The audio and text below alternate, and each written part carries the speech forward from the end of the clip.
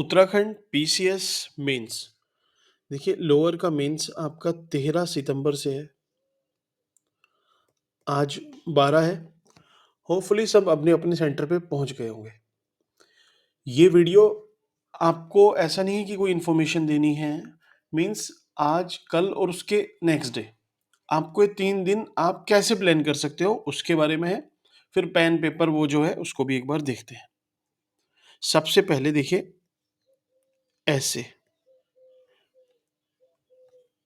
आज के दिन की बात करते हैं। 1 सेकंड। ऐसे देखिए, आपको 13th ऑफ सितंबर को लिखना है, ठीक? ब्रेनस्टॉर्मिंग आप सबने की होगी। अब आप इसकी प्रिपरेशन बिल्कुल भी नहीं करोगे, कुछ नहीं करोगे, ऐसे को भूल जाओ। एक काम जो आप कर सकते हो, जैसे कल की ही न्यूज़पेपर में था, कुछ करंट के टॉपिक चल रहे हैं अभी, आप पढ़ो मत, ठीक है? उन्हें पढ़ो मत, बस एक बार रेफ़रेंस के लिए मैं आपको 2-3 याद दिला देता हूँ। एक है जेन ज़ी प्रोटेस्ट, जेन ज़ी, ठीक? आप कहीं ऐसे में इसको यूज़ कर सकते हो इंट्रोडक्शन में। ठीक? तो उससे आपका इंट्रोडक्शन काफ़ी हेवी बन जाएगा अगर कुछ ऐसा कनेक्ट हो पाया। मीन्स डेमोक्रेसी पे आ जाए, पॉलिटी पे, तब आप इसको लिख देना। इंटरनेशनल रिलेशन, तब आप इसको यूज़ कर सकते हो, ठीक? डीप स्टेट, उसमें यूज़ कर सकते हो। यूथ के ऊपर आ जाए, कुछ ऐसे, ठीक है? आप यूथ ये लिख सकते हो। करप्शन के लिए कुछ आ जाए, आप करप्शन में, मीन्स कुछ भी हो, आपको इसको कनेक्ट करके लिख देना है अगर आपसे हो पाया तो, ठीक? दूसरा जो एक अभी चल रहा है वो है अपना एक टॉपिक, 1 सेकंड, मैंने शायद नोट किया होगा कहीं पे। कल के न्यूज़पेपर में थी, हाँ, 2-3 चीज़ें थी।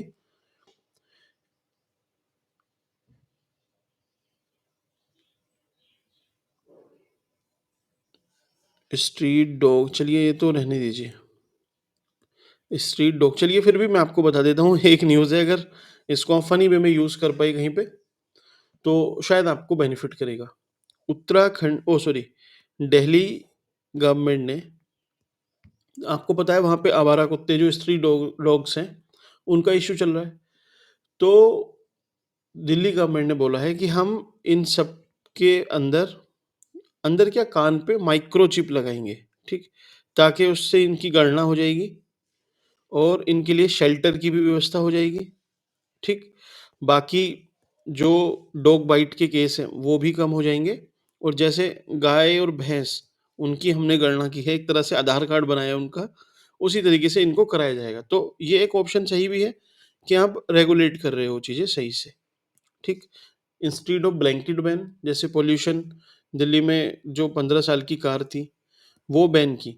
तो बैन करना कोई सॉल्यूशन नहीं है, लेकिन हाँ, उसको सही तरीके से रेगुलेट करना, वो एक सही सॉल्यूशन है। ऐसा ही दिल्ली में कुछ देखने को मिल रहा है। उसके पास में हरियाणा है। हरियाणा भी 10,000 रुपए की आपको मदद देगा, अगर आपको स्ट्रीट डॉग ने काटा है तब, ठीक है?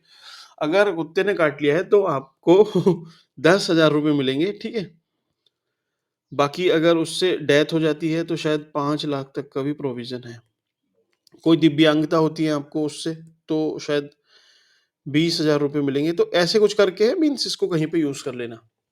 द पॉइंट इज़, आप चाहें तो जो भी अभी न्यूज़ में चल रहा था, अगर आपने सुना है, जो भी आपको, तो 10 मिनट बैठ के उसको रिकॉल करो कि आपके हिसाब से दुनिया भर में या देश में क्या 2-3 चीज़ें हैं जो एकदम मोटी-मोटी अभी न्यूज़ हैं, ठीक? आप उसके रिलेटेड थोड़ा-सा सोच लो, 10 मिनट सोचना है आपको।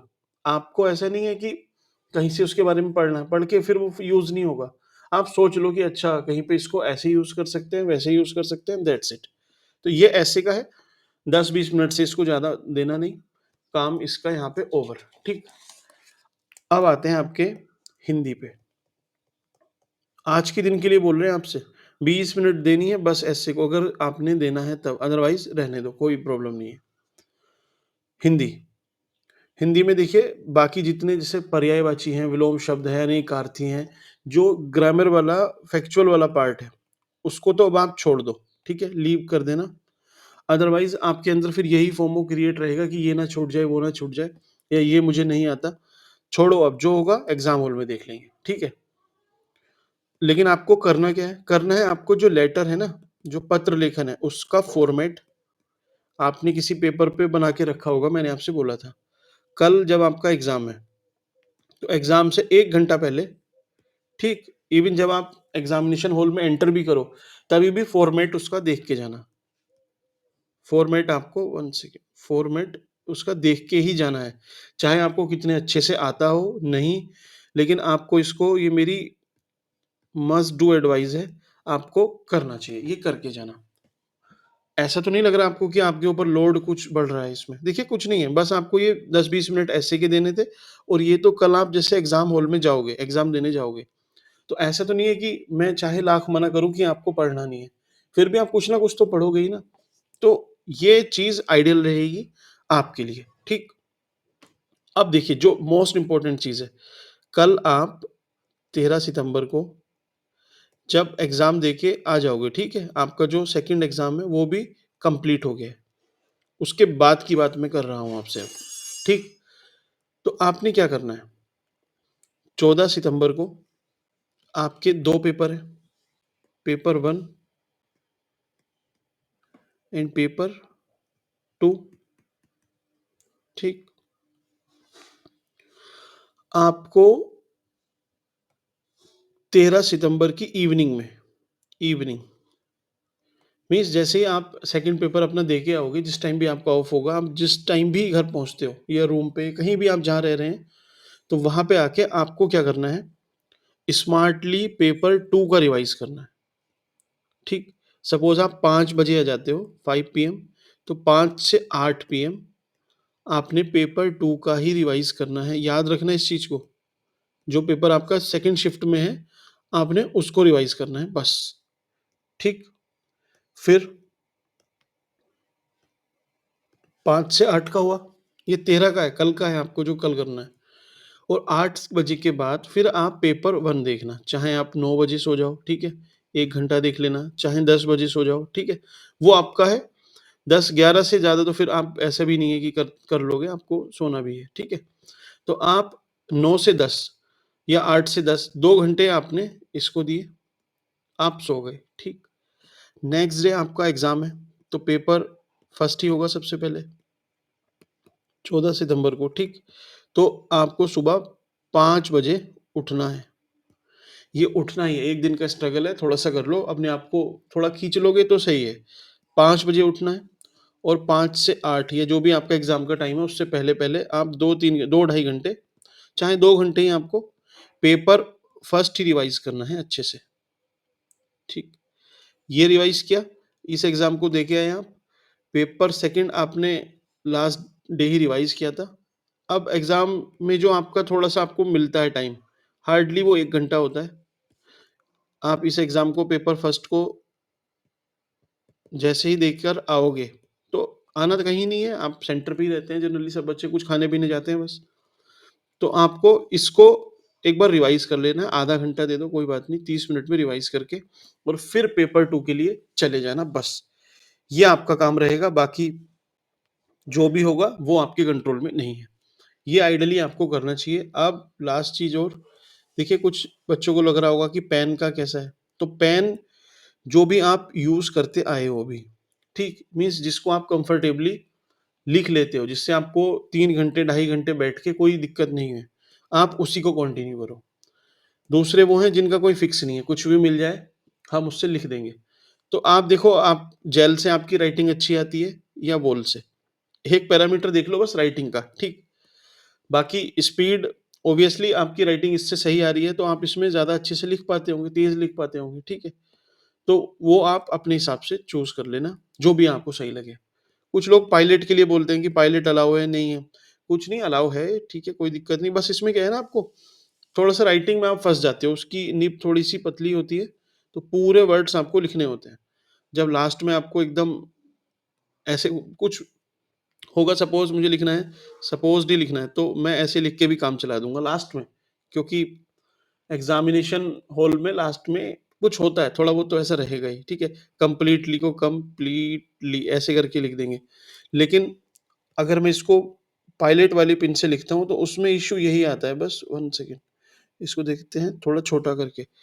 तो कंप्लीटली देखिए इसमें ऐसे लिखा नहीं जा रहा है सही से, इसमें मुझे पूरा ही लिखना पड़ता है, ठीक? तो ये एक है पेन का, बाकी आपकी मर्ज़ी है, देखिए सबने अपना-अपना यूज़ किया होगा, उसमें कोई इतनी बड़ी बात नहीं है। हाँ, अब आपका क्वेश्चन, आपको कॉपी इतनी ही मिलनी है, ठीक है? कि एक पेज पे आप कितना ही छोटा लिखते हो, 100 वर्ड्स ही लिख पाओगे, ठीक? क्योंकि इसके क्वेश्चन छोटे होते हैं, यहाँ क्वेश्चन आ जाएगा हिंदी, इंग्लिश में, बाकी आपको ये पूरा पेज मिलता है, ठीक? तो आप 90 टू 100 वर्ड्स यहाँ पे लिख लेते हो आराम से। तो आप अगर 7-8 मार्कर है आपका, 7 मार्कर है सपोज़, तो आपको इसी पेज पे खत्म कर देना है, सिंपल है। आपका 10 मार्कर है, तो एक तो पूरा पेज ये लिखना है और दूसरे पेज का थोड़ा आधा पॉइंट यहाँ पे लाके खत्म कर देना है। फिर भी आपको लग रहा है कि इच्छा है तो पूरा कर देना, लेकिन 2 से ज़्यादा तो आपको जाना नहीं है, मिलना भी नहीं है। लेकिन आइडियली आप इतना भी लिखोगे, बिल्कुल सही है, कोई इसमें दिक्कत नहीं है। जब आप आंसर लिख लेते हो, सपोज़ आपने इतना लिखा और इतना स्पेस आपका रह गया, तो आप चाहे तो इस तरीके से कट कर सकते हो, ठीक? या फिर आप सिंपली ऐसे भी कट कर सकते हो, आपकी मर्ज़ी है। देन उसके बाद क्या बचता है आपका? क्वेश्चन हो गया, आंसर हो गया। अच्छा, 5 मार्कर 5 नंबर में पूछ ले, तो जो भी आपने डिफाइन करना है वो डिफाइन किया और नीचे एक एग्जांपल दो बस, ठीक है? उससे ज़्यादा उसको नहीं लिखना है आपने। पॉइंट्स में लिखना है तो पॉइंट्स लिख देना, 4-5 पॉइंट्स छोटे-छोटे एक-एक लाइन में, 5 लाइन लिखी, बात खत्म। और जब आप पॉइंट्स लिखोगे ना, सपोज़ ये 5 मार्कर है, आपने थोड़ा इंट्रोड्यूस करके 1, 2, 3, 4 ये 5 ये ज़रूर लिखना। नंबर ज़रूर लिखना है, क्योंकि एग्ज़ामिनर के माइंड पे ये टच कर जाएगा कि अच्छा 5 का है, इसने 5 लिखे हैं, तो चलो 5 इसको दे देते हैं या 4 दे देते हैं, ठीक है? तो ये भी थोड़ा-सा ध्यान रखना। बाकी चलिए, और कुछ तो रहा नहीं शायद। Okay, so wish you all the best. अब मेरी साइड से इतना ही, बाकी मिलते हैं आपसे एग्ज़ाम के बाद। आप ज़रूर मुझे कमेंट सेक्शन में या फिर मुझे टेलीग्राम पे आप मैसेज कर सकते हो, कैसा आपका एग्ज़ाम रहा। होपफुली सब बढ़िया रहेगा। आराम से आप एग्ज़ाम देकर आइए। Thank you.